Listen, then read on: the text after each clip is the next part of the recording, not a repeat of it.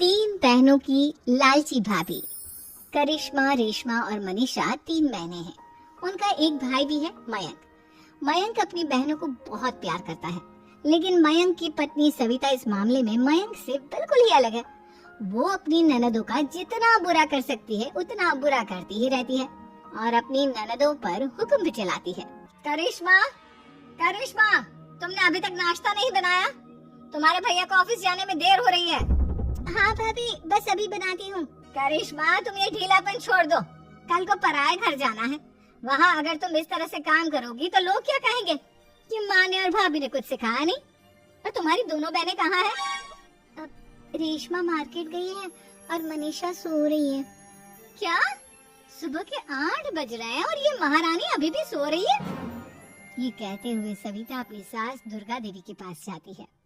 माँ जी, देख रही हो अपनी बेटियों के तौर तरीके? क्या हुआ बहू, सुबह सुबह क्या कर दिया मेरी बेटियों ने? अरे एक तो अभी अभी उठकर किचन में गई है, दूसरी सुबह सुबह बाहर चली गई और तीसरी अभी तक सो रही है। क्या करूं मैं इन तीनों का, मैं तो परेशान हो गई हूँ। जा जाकर उठा उसे और रेशमा से मैं बात करती हूँ। सविता सीधा मनीषा के कमरे में जाती है और उससे कहती है, महारानी जल्दी उठो, सूरज सर पर आ गया है। भाभी थोड़ी देर और सोने दो ना, मैं रात को लेट सोई थी। वो क्या है ना, यूनिट टेस्ट चल रहा है। शराफत से उठती है या नहीं, या फिर पानी की भरी बाल्टी डालूं तेरे ऊपर? नहीं भाभी, मुझे बिस्तर में नहीं आना, उठती हूँ मैं। मनीषा जल्दी से उठकर बाथरूम में चली जाती है। सभी आराम से बैठकर नाश्ता कर रहे होते कि तभी रेशमा बाजार से हाथ में सामान लिए आ जाती है। रेशमा को देखते ही सविता उस पर बरस पड़ती है। लो, आ गई महारानी। ऐसा भी क्या सामान लाना था जो सुबह आंख मलते ही बाजार की तरफ रवाना हो गई? भाभी, कल आप ही तो चीख रही थी कि घर का सारा सामान मुझे ही लाना पड़ता है, घर में किसी को भी किसी काम से कोई लेना देना नहीं है। अब मैं बाजार जाकर सामान ले आई तो आपको इस बात से भी तकलीफ हो रही है? देख रही हूँ माँ जी, अपनी बेटी की जुबान कैंची से भी तेज चलती है। और मयंक, आप तो कुछ कहेंगे नहीं अपनी लाडली बहन को? रेशमा, अपनी भाभी से ऐसे बात नहीं करते। चलो माफी मांगो। भैया, मैं क्यों माफी मांगू? आप भाभी से बोलिए ना कि हम पर कम हुक्म चलाया करें। हम इस घर की बेटियां हैं और आपकी पत्नी की ननद है, नौकरानी नहीं। लो कर लो बात। इनकी भलाई के लिए कुछ भी बोलो तो इन्हें बुरा लग जाता है। इस घर में यही इज्जत है मेरी। देख लो माँ जी, आपकी बेटी किस लहजे में मुझसे बात कर रही है। सविता वहाँ से चली जाती है। मयंक को बहुत गुस्सा आता है, वो भी वहाँ से चला जाता है। फिर करिश्मा रेशमा को समझाती है, रेशमा, तुम्हें भाभी से माफी मांग लेनी चाहिए थी ना। लेकिन दीदी, मैंने कुछ किया ही नहीं, तो मैं माफी क्यों मांगू? हाँ करिश्मा दीदी, रेशमा दीदी जैसे ही घर में आई भाभी ही उन पर चिल्ला रही थी। हाँ, मैं मानती हूँ कि गलती भाभी की थी। मैं तो इसलिए बोल रही हूँ कि भाभी ने माँ को तो पूरी तरह अपने वश में कर लिया है। वो हमारी बात सुनती ही नहीं। मयंक भैया हमारे लिए हमेशा खड़े रहते हैं, इसलिए उनकी बात का मान तो तुम्हें रखना चाहिए था ना। कोई फायदा नहीं दीदी, कुछ दिनों की बात और है, भाभी उन्हें भी हमारे खिलाफ भड़का देंगी। फिर वो भी माँ की तरह हमारी किसी बात का विश्वास नहीं करेंगे। इसी तरह सविता अपनी तीनों ननदों को किसी न किसी बात पर परेशान करती रहती थी। एक दिन मयंक अपनी तीनों बहनों के लिए गिफ्ट लाया। क्या रेशमा, ये तुम्हारे लिए हार का सेट। रेशमा, तुम्हारे लिए सुंदर सी ड्रेस। और मनीषा, तुम्हें किताबें पसंद है ना, तुम्हारे लिए किताबें लाया हूँ। थैंक यू भैया। थैंक यू भैया। थैंक यू भैया। करिश्मा, तुम्हारा नेकलेस कितना सुंदर है, ये भैया कहाँ से ले आए होंगे? मैंने भैया को 3 दिन पहले फोन पर ये डिजाइन दिखाया था और आज भैया ये ले आए। सविता तो अपनी ननदों की गिफ्ट्स देखकर जल गई और करिश्मा का नेकलेस तो उसे भी बहुत पसंद आया था। अपनी बहनों के लिए कितना अच्छा नेकलेस लेकर आए हैं, मुझे कभी कोई गिफ्ट नहीं दिया। मैं आज ही ये हार चुरा लूंगी। रात में सविता करिश्मा का हार चुरा लेती है और इसी तरह उसे अपनी ननदों की जो भी चीज अच्छी लगती वो उसे मांगती नहीं, बल्कि रात के अंधेरे में चुरा लेती। इसी तरह दिन बीतते गए और सविता ने मयंक के दिल में भी उसकी बहनों के लिए नफरत पैदा कर दी। एक दिन मयंक ने करिश्मा और रेशमा के लिए रिश्ता देखा और ये बात उसने घर में सबको बताई। माँ, करिश्मा और रेशमा के लिए बहुत अच्छा रिश्ता आया है, वो लोग कल इन्हें देखने आ रहे हैं। आप और सविता मिलकर सारी तैयारी कर लेना। ये सुनकर करिश्मा और रेशमा खुश हो जाती हैं। लेकिन सविता सोचती है, अगर इन दोनों बहनों की शादी हो गई तो घर और बाहर का काम कौन करेगा? मनीषा तो एक नंबर की कामचोर है, उससे तो किसी बात की उम्मीद लगाना ही बेकार है। मुझे इस शादी को रोकना होगा। अगले दिन सभी लड़के वालों के स्वागत की तैयारी करने में लगे होते हैं। तभी मयंक अपनी बहनों से आकर कहता है, तैयार हो गई तुम दोनों?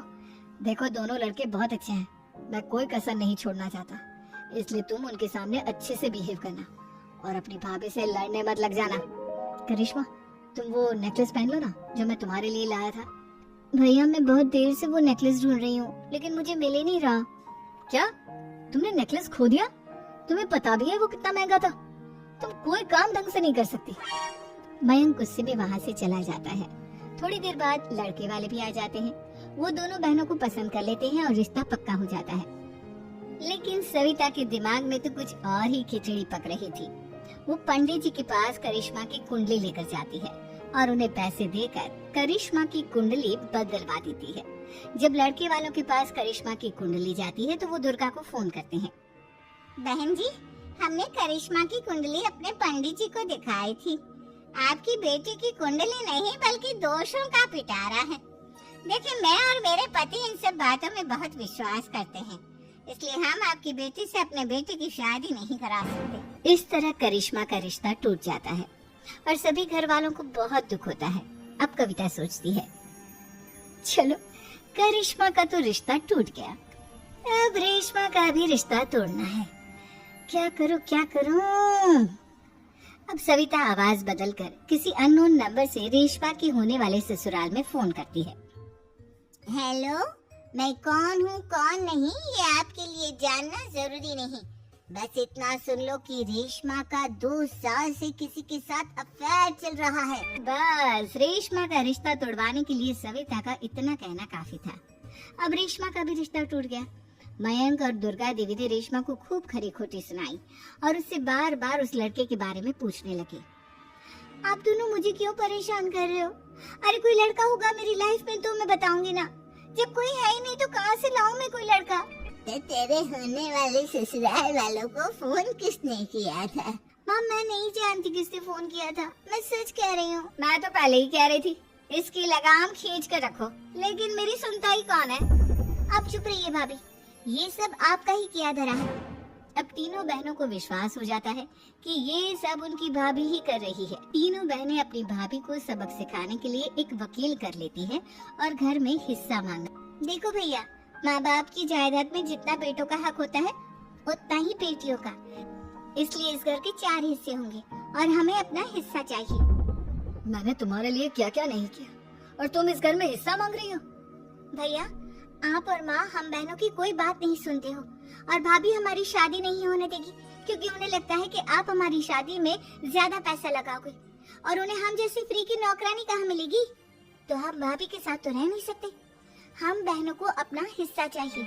अरे तुम्हें शर्म आनी चाहिए अपनी भाभी पर ऐसा इल्जाम लगाते हुए, वो तुम्हारे बारे में कितना सोचती है। हाँ माँ, भाभी हमारे बारे में बहुत सोचती है, दिन रात बस यही सोचती रहती है कि किस तरह से अपनी तीनों ननदों को परेशान करूं और कभी मुझे पढ़ने भी नहीं देती। दोनों बहनों का रिश्ता भी तो इन्होंने ही तोड़वाया है और रात में हमारे कमरे में आकर हमारी चीजें भी चुराती हैं। इसी तरह सविता की तीनों ननदें अपनी बात पर अड़ी रही।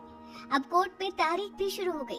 जब सविता को लगा कि उसकी तीनों ननद इतनी आसानी से नहीं मानने वाली, तो उसने अपने पति और सास को सारी सच्चाई बता दी और अपनी तीनों ननद से माफी मांगी।